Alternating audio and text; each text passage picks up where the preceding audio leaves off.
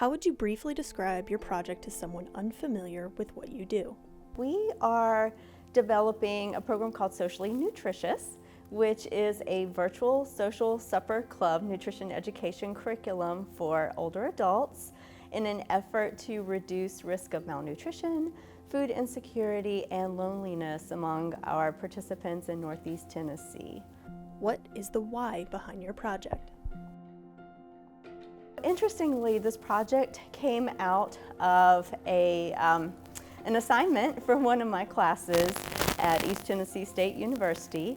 Our students were tasked with developing a virtual nutrition education curriculum as their assignment, and in doing this, they had to conduct a needs assessment. And this, of course, was during the time of COVID, and we realized that many of our older adults who could no longer go to the senior center because they were closed were having increased isolation. And we know through research that people who eat alone tend to eat a lot less, so this increased their risk for malnutrition. In addition, they also had difficulty going to the grocery store because of not having that access to transportation through the senior center anymore. So that is why some of the components that we're bringing to this is the idea of community in a virtual setting for the nutrition education program, as well as utilizing high school volunteers, whom we're calling nutrition ambassadors, to be essentially buddies with participants in their counties.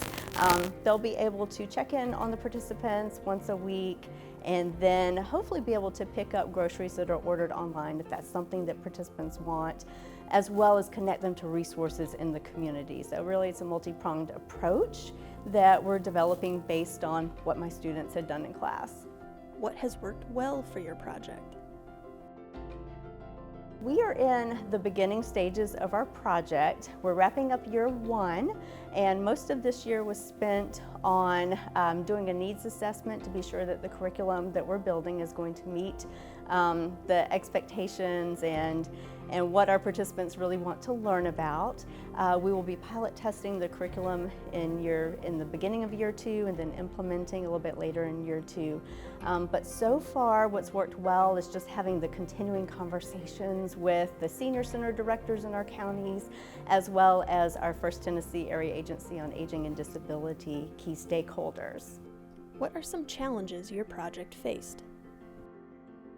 My partners and I at University of Tennessee Extension, we're both affiliated with universities, and we are conducting this as a research study to determine the effectiveness of our program. So really the biggest challenge that we faced is in aligning our two IRBs and getting all of our protocols submitted and approved. So that delayed us being able to do our needs assessment by about 3 months. And we're definitely still learning about the process of IRB to make sure we can get the rest of the protocols through as we go along. How did you find appropriate partners/partner organizations? I feel incredibly lucky to live in Northeast Tennessee. I already had connections with Tracy Buckles, who is the health promotion specialist with First Tennessee AAAD, and I told her about my students' idea for this project, and she was completely on board from the very beginning. She has worked in Extension before coming to the AAAD, so she has the partnerships with Extension, and it was actually her idea to involve the Extension network in this project. So I think that has really helped us build incredible collaborations just through our connection with the AAAD. What funding sources have you utilized or will you utilize? We are using primarily volunteer hours and in-kind donations of space and materials to support this project in addition to the grant.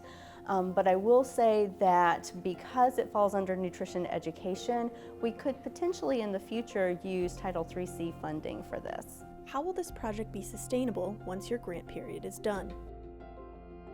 So after we finish the grant, we're hoping that we can disseminate this program more widely to any AAADs or extension networks who would like to offer it. So we're hoping to continue to support the program that way.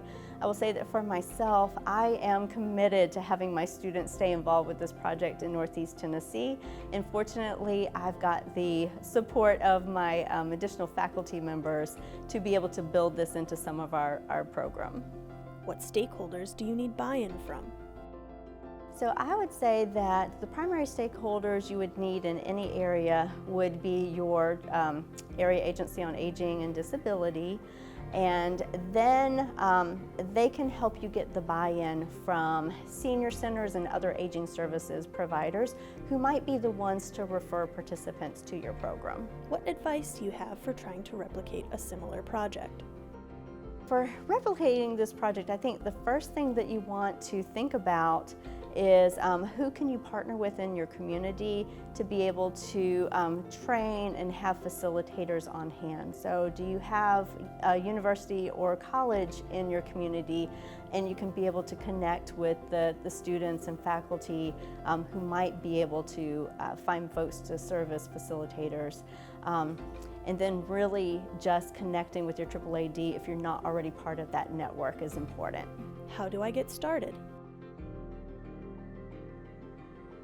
So to do a similar project, I would say that it's going back to the previous question, determining who you want to involve in the project and giving them a little bit of background information on what you're doing and why you're doing it, and then be able to recruit those facilitators so that you have trained folks on hand who are able to offer the program when senior centers or other aging service providers want to offer it. What do you wish you would have known prior to beginning the project? I think for us, just understanding more of the structural issues around IRB and those kind of things would have been very helpful, and we definitely would have started that process as part of the grant submission rather than waiting until the project actually started. I think that was our biggest learning lesson from this.